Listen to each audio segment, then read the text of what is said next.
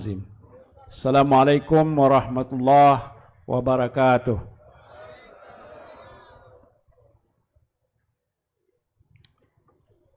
Yang berhormat Datuk Yunus selaku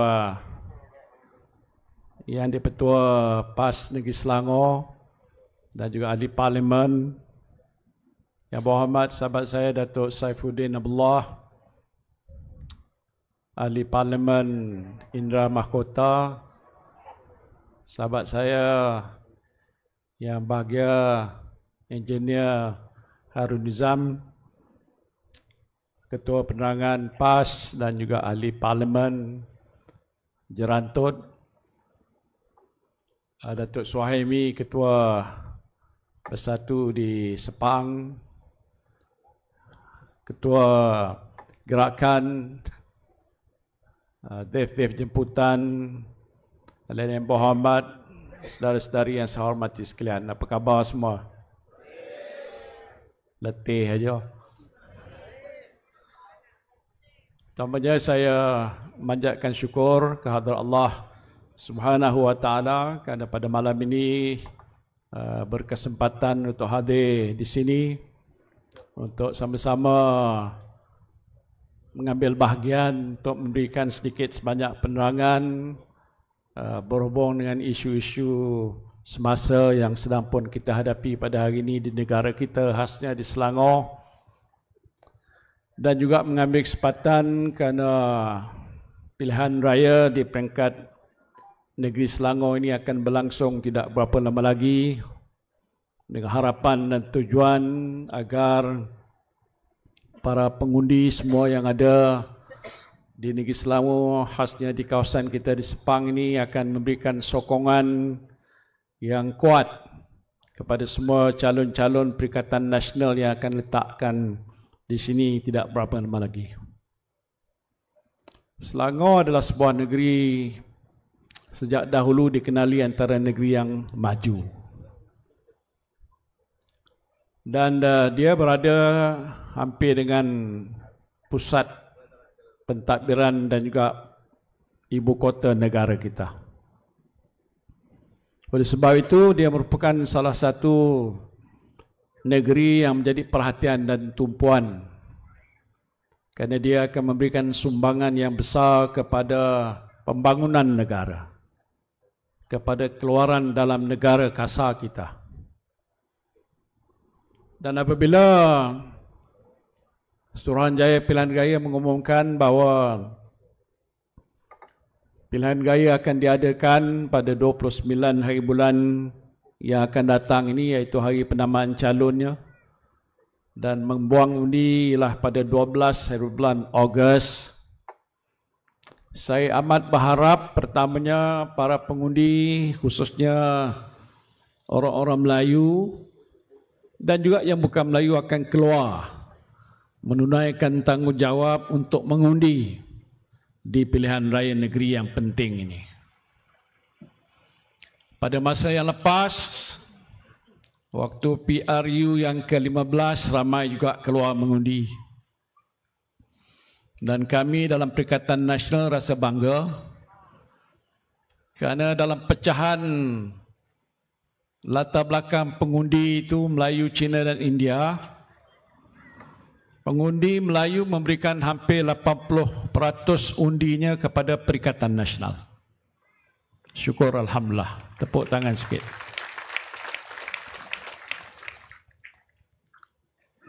Saya nak menyebutkan ini bukan kerana undi-undi lain tidak penting, tapi nak mengingatkan kerana ikut apa yang telah pun berlaku dalam pilihan raya yang lepas, agak pengundi Melayu ni mengambil sedikit mudah untuk keluar menunaikan tanggungjawab.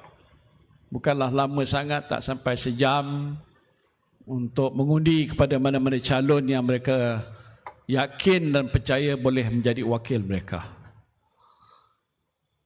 Kerana pada pilihan raya yang kita sedang hadapi sekarang ini, ada 6 buah negeri di Semenanjung Malaysia, iaitu Kedah, Kelantan, Terengganu, Penang, Selangor dan juga Negeri Sembilan ni akan berdepan dengan proses pilihan raya. Dan ada orang berpendapat bahawa ini adalah pilihan raya yang penting untuk nak menguji sejauh mana pengundi-pengundi yang akan keluar mengundi ini menerima kepimpinan kerajaan pusat ataupun tidak. Walaupun yang kita akan undi ini ialah di peringkat negeri. Biasanya dalam pilihan lepas kita keluar mengundi ada dua kertas. Satu undi parlimen dan satu lagi undi Dewan Negeri. Tetapi kerana parlimen baru saja selesai pada bulan 11 yang lepas, yang ada hanya satu kertas undi.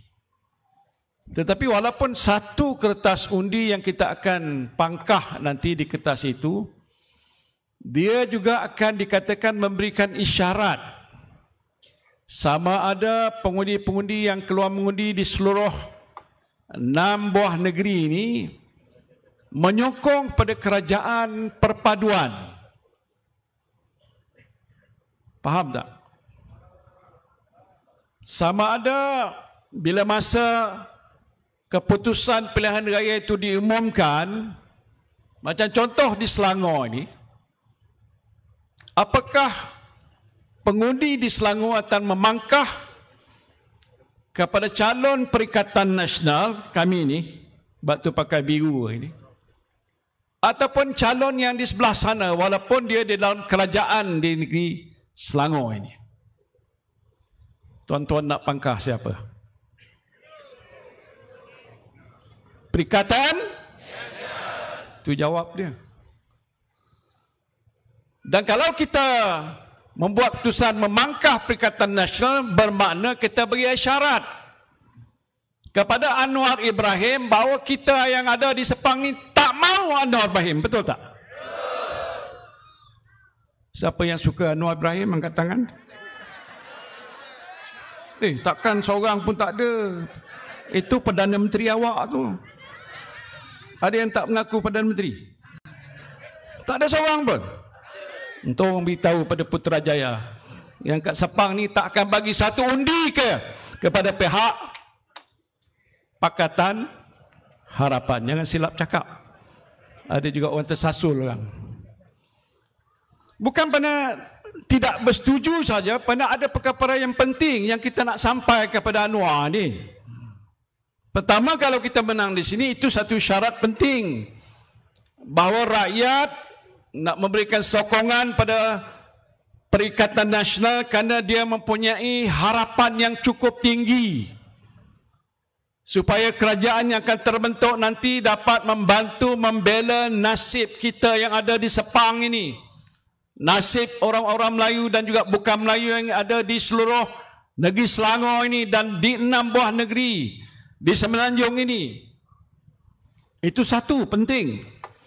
Tetapi juga nak memberikan satu isyarat yang kuat pada Anwar Ibrahim bahawa segala dasar kalaupun ada, tindakan kalaupun ada, perancangan kalaupun sudah disediakan, ataupun kenyataan-kenyataan yang dibuat oleh Anwar Ibrahim dan pemimpin kerajaan Madanun ini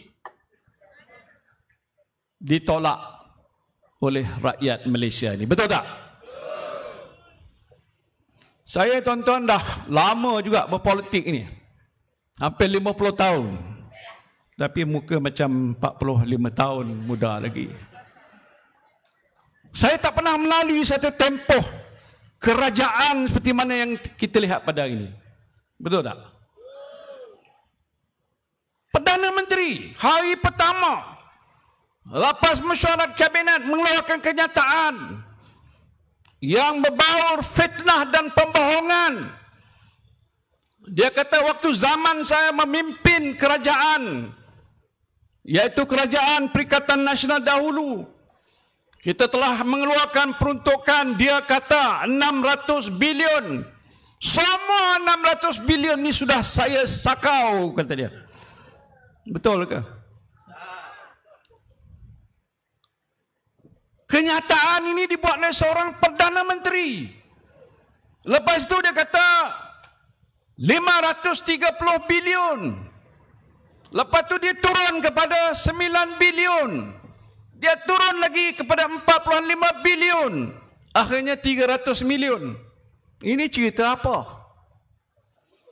Kalau yang bercakap ni orang kampung, saya tak apalah. Dia mungkin dia tak tahu sangat. Ini Perdana Menteri.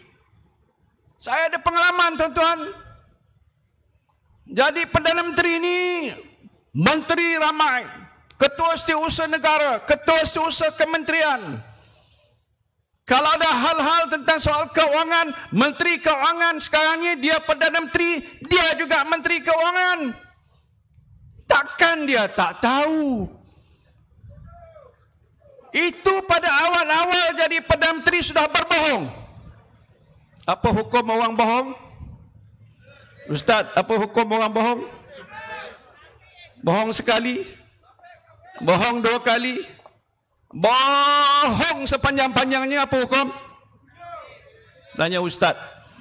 Ustaz Yunus ada banyak, Ustaz Hairudin Zambada ni punya Ustaz. Saya pun Ustaz kecil aja. Pak saya pun memang Ustaz, Tok Guru, belajar agama. Dia kata kamu bila dah naik macam ini jangan berbohong. Kalau berkali-kali berbohong tu sudah munafik. Bukan saya kata. Ini agama.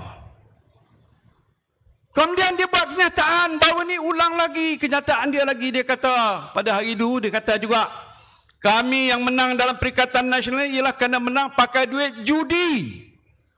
Ini berat, tuan-tuan. Siapa cakap?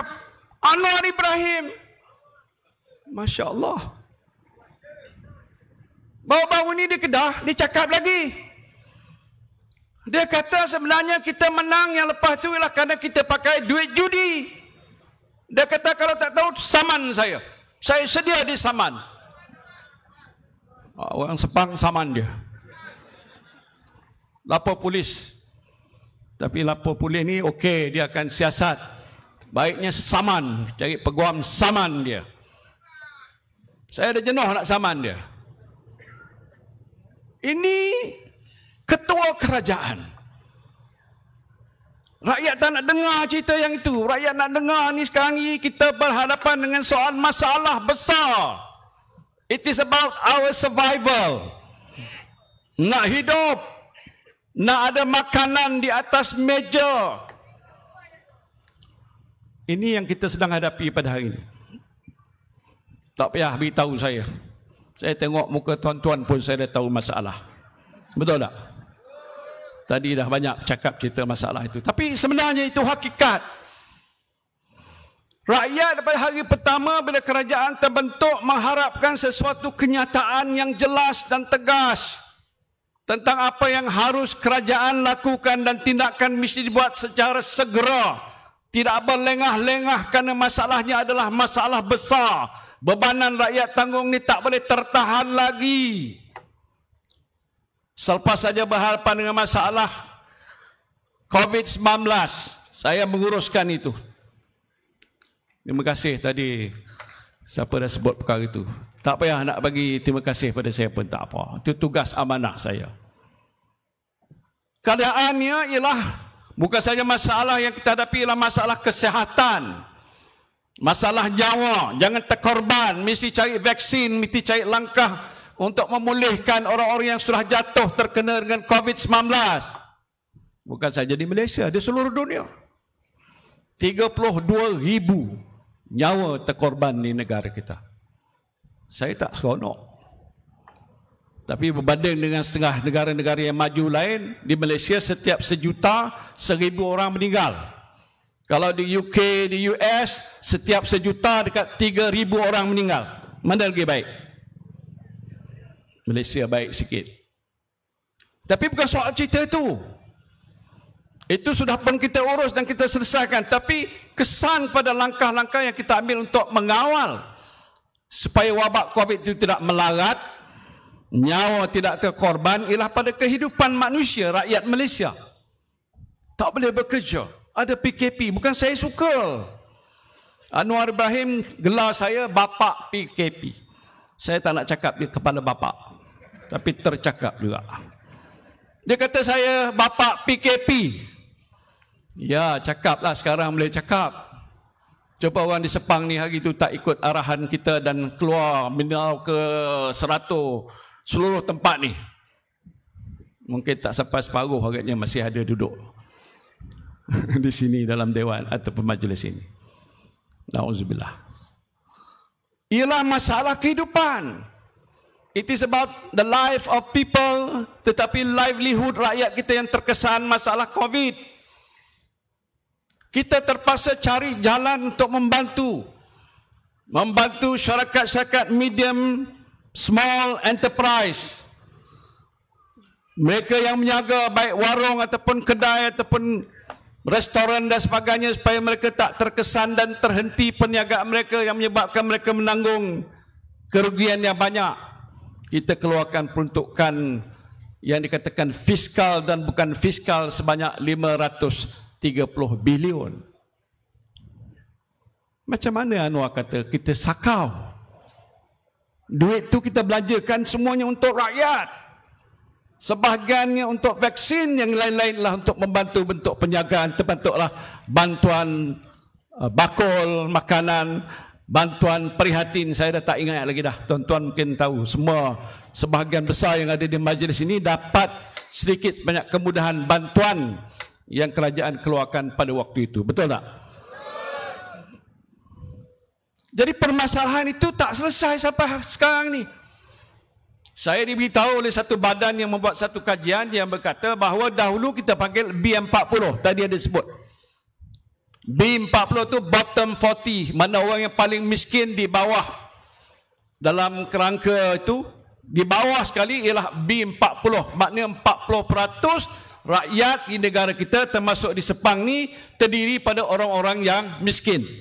Bila miskin tu tak kira Melayu, Cina, India. Semuanya terkesan dengan masalah yang mereka hadapi. Sekarang ni ikut kajian yang telah dibuat oleh satu badan, dia kata hampir 60% rakyat dalam negara kita selepas berhadapan dengan masalah pandemik COVID jatuh miskin. Setiap 100 maknanya 60 orang yang miskin. Inilah kita hadapi pada hari ini. Jadi kalau kerajaan Madanon yang tertubuh hari ini tidak mengambil kira tentang masalah kelompok yang terbesar ni, iaitu mereka yang memerlukan bantuan, sokongan, benih, baja, apa-apa yang diperlukan untuk menambahkan hasil pendapatan mereka, pengeluaran mereka, tanaman mereka, tangkapan mereka, perniagaan mereka. Kalau tak dibantu secara yang agak khusus, maka keadaannya rakyat tidak akan dapat pendapatan yang mencukupi untuk menyara keluarga mereka. Lebih terbeban ialah kerana hari ini katakan ringgit makin hari makin menjunam jatuh. Negara kita ini walaupun ada makanan yang dikeluarkan tapi tak mencukupi. Kita mengimport daripada luar negara hampir 80 bilion nilai makanan, perkhidmatan dan sebagainya. Jadi bila mana ringgit sudah jatuh, mungkin pihak mereka yang mengimport masuk ke dalam negara kita untuk dibekal pada pengedar-pengedar ini terpaksa membayar dengan harga yang tinggi. Dan bila dibayar dengan harga tinggi, dia terpaksa menjual juga dengan harga yang tinggi. Pendapatan kita kalau ada 1,000-2,000 sebulan, yang dulu boleh berbelanja sekian banyak dengan agak lebih mudah, sekarang ini mungkin sudah berkurangan. Menjadi beban bagi kita untuk menyara keluarga kita, anak-anak kita dan saudara mara kita. Ini satu isu besar. Sampai hari ini pun tidak ada satu apa kenyataan dan keputusan telah diumumkan tentang inilah langkah-langkah komprehensif yang sudah pun disediakan oleh pihak kerajaan Madanon untuk menyelesaikan masalah rakyat. Dan setiap hari di mana saja saya pergi, isu ini berbangkit. Hari itu saya turun ke Taman Melawati, melawat satu pasar malam. Saya melawat gerai jual sayur. Semua sayur, yang ni terung naik, sawi naik, bayam naik, apa lagi semuanya naik. Saya tanya apa yang turun, dia kata hujan turun. Harga barang semuanya naik. Dan ini berlaku di mana-mana saja. Saya tidak mengatakan itu perkara yang mudah.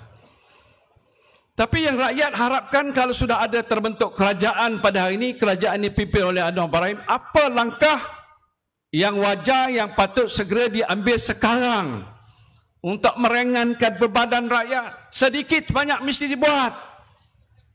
Apalagi bila naiknya bil elektrik.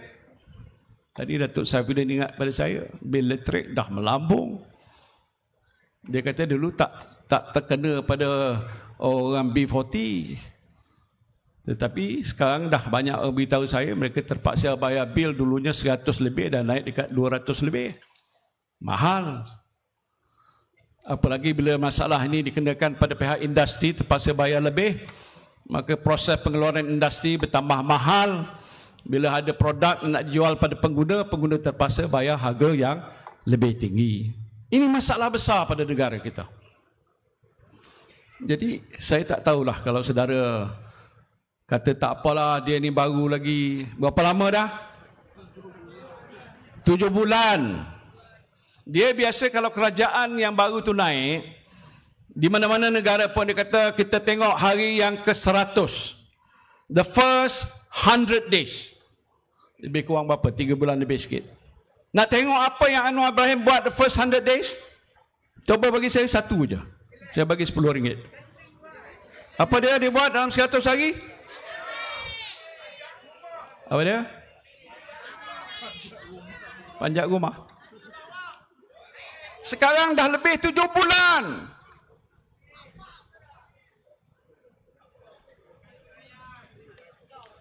Dah 7 bulan sampai hari ini tidak ada satu pun kenyataan. Dia kata tunggu.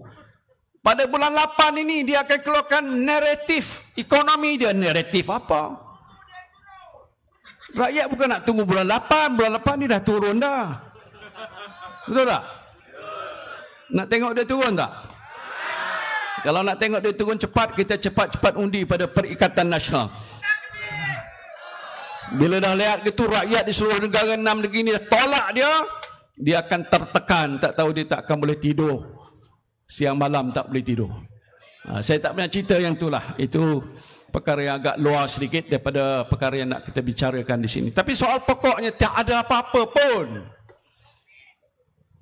Soal rasuah, saya dulu pun menentang rasuah. Sebab itu dulu kita gabung masa Tuan Mahathir jadi Perdana Menteri, nak jatuhkan kleptokrasi. Ingat? Siapa kepala kleptokrasi? Siapa kepala kleptokrasi? Bos awak. Bukan bosku. Datuk Seri Najib waktu itu Perdana Menteri. Apa jadi dia sekarang? Dah dijatuhkan hukuman bersalah 12 bulan dalam penjara. Bila saya awal-awal tentang dia dalam kabinet sebagai timbalan Perdana Menteri, banyak orang kata, alah, entah ya entah tidak. Tengok sekarang, saya bukan main-main. Memang kenyataan saya itu adalah benar dan hari ini terbukti dia sudah didapati bersalah. Ya, itu yang pada masa yang lepas. Tapi tak apalah soal pokoknya. Jadi sekarang ni yang penting, kalaulah pada peringkat sekarang pun jelas terbukti dia kata dia menentang rasuah, tapi siapa yang diambil jadi timbalan Perdana Menteri? Siapa dia? Wak Jahid. Muka dia lebih cantik sikit daripada saya sekarang. Wak Jahid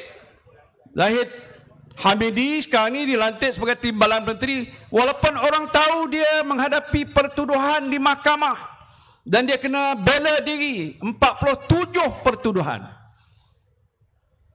Sebab tu waktu kami membentuk Perikatan Nasional, UMNO di peringkat awal ada bersama dengan saya.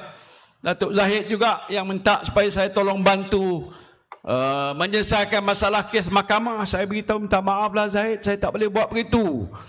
Tak boleh campur urusan mahkamah, ini hal mahkamah. Dia kata, saya tak buat apa-apa, dan saya tak buat apa-apa, baguslah. Kalau dibicarakan mahkamah, lepaslah awak, apa nak minta tolong dengan saya lagi? Itu jawab saya, tapi akhirnya dia tarik sokongan, saya jatuh. Oh, okay. Naik saya ke atas pun Tuhan tentukan, turun saya ke bawah pun Allah tentukan, begitu. Persoalan pentingnya, kalau betul dia berjuang untuk menentang rasuah, sepatutnya Zahid tidak akan dilantik sebagai timbalan Perdana Menteri. Tadi kes Sivakumar, menteri dia. Kes soal terowong oleh Lim Guan Eng. Ini contoh-contoh yang sudah ada di hadapan mata. Kenapa tidak disegerakan? LCS nak beli 6 buah kapal, 1 kapal pun hari ini tak datang. Bayar 1 kapal 1 bilion lebih, kos bersekali dekat 12 bilion tak silap saya. Sampai sekarang tak sampai-sampai pun. Ada orang kata ada kaitan dengan nama-nama yang saya sebutkan awal tadi. Jadi saudara, ini satu perkara yang agak amat serius. Sebab itu saya nak mengharapkan supaya dalam PRN di Selangor ni, macam di Sepang ni ada 3 kawasan DUN. Kawasan DUN Dengkil, Sungai Pelek dan Tanjung Sepat. Ya, 3 DUN ni kita nak minta supaya pengundi-pengundi kita semua sokong kepada Perikatan Nasional. Boleh tidak? Pasal mesej yang kita nak sampai itu penting untuk masa depan kita. Kalau kita terpilih juga pada Pakatan Harapan, saya tak tahulah apa akan jadi. Minta maaf, saya boleh cerita panjang sampai subuh, tapi saya tak ada masa nak cerita panjang. Mungkin ada ketika yang kedua datang second round besok lepas penamaan calon, manalah tahu. Nanti kita akan cerita panjang lebar untuk menjelaskan isu dan masalah yang boleh berlaku kepada negara. Saya tak sentuh soal DAP, tapi penting kerana dalam sana adalah kumpulan DAP. Saya tak sentuh panjang lebar tentang UMNO sekarang ini sudah bersekongkol dengan DAP. Sejarah UMNO berjuang sejak awal tahun 46 ditubuhkan. Saya menjadi ahli berpuluh-puluh tahun sampai jawatan timbalan Presiden UMNO. Kita berjuang untuk menentang ideologi yang dipelopori oleh DAP, yang tak sehaluan, yang tidak menyokong dasar-dasar yang memperjuangkan nasib orang Melayu dan Islam dalam negara kita. Konsep Malaysia. Saya boleh cerita panjang. Sekarang ni UMNO sudah bersyubhat. Saya fikir di belakang ada orang UMNO kot. Kalau ada baguslah. Ahlan wa sahlan wa marhaba. Sila datang ni. Kalau tak keluar daripada UMNO pun tak apalah. Sementara belum berfikir panjang. Tapi bila sampai PRN ni pangkah pada Perikatan Nasional. Terima kasih. Itu saja yang mohon. Saya tahu di setengah-setengah tempat tu banyak yang telah meninggalkan cawangan. Bilik gerakan ada sebelah belakang tu dah tutup. Harap dia takkan buka-buka lagi. Betul tak? Pasal masalah ini prinsip perjuangan. Macam mana dia korbankan hanya kerana nak menyelamatkan tengkuk dan nyawa Zahid Hamidi. Bersekongkol dengan Anwar Ibrahim. Di situ ada DAP. Kalau dulu orang Melayu sukakan UMNO, sokong UMNO kerana dia tahu UMNO parti yang perjuangkan nasib orang Melayu. Bukan hari ini sokong UMNO, kalau ada calon UMNO, tapi yang dapatnya besok DAP sebelah sana. Itu bahaya tuan-tuan. Saya tak fikir kita nak melihat satu masa depan orang Melayu terancam dan diancam oleh kerana adanya parti yang kita tahu tidak memperjuangkan nasib orang Melayu. Baru-baru ini apa yang Ling Guan Eng sebutkan. Dia bagi amaran di Pulau Pinang, tapi ini amaran ni sampai juga ke Selangor. Dia kata jangan sokong pada Perikatan Nasional kerana gelombang hijau yang kami bawa dulu masa PRU yang baru lalu ni yang menggerunkan dia. Tapi dia kata kalau sokong, maka semua gereja, tokong-tokong, tempel-tempel akan dirobohkan oleh kerajaan Perikatan Nasional. Betul ke tu? Itu satu hasutan. Dah ramai dah orang buat laporan pada polis untuk siasat, dan saya fikir sedang pun disiasat oleh pihak polis. Kita tak boleh main soal begitu. Jadi sebab itu pada malam ni ringkasnya saya mohon kerjasama daripada semua bapa-bapa, anak-anak muda yang ada kat sini yang memang pun ada hak untuk mengundi, untuk keluar beramai-ramai. Kalau boleh di sini tunjukkan satu rekod hampir 100% pengundi khasnya orang Melayu akan keluar mengundi pada 12 hari bulan yang akan datang ini. Boleh ataupun tidak? Dan nak mengundi siapa?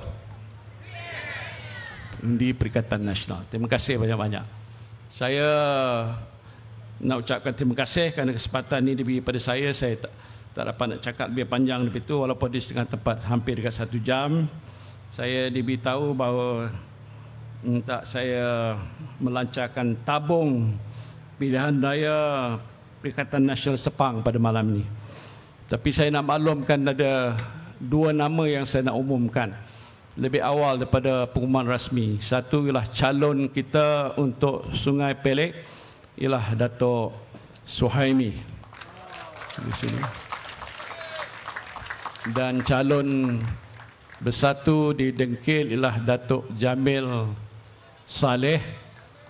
Ini dia orang ni. Dia adalah baru bersara daripada Ketua Setiausaha Kementerian Perdagangan Negeri dan Hal Ehwal Pengguna, baru menjadi ahli bersatu. Dan saya bersetuju supaya meletakkan seorang tokoh yang sudah banyak berjasa pada negara untuk menjadi calon kita di kawasan Dengkil ni. Boleh sokong semua? Terima kasih saya ucapkan. Maka dengan ini saya dengan sukacitanya melancarkan tabung pilihan raya Perikatan Nasional Sepang. Terima kasih. Wabillahi taufiq wal hidayah. Wassalamualaikum warahmatullahi wabarakatuh.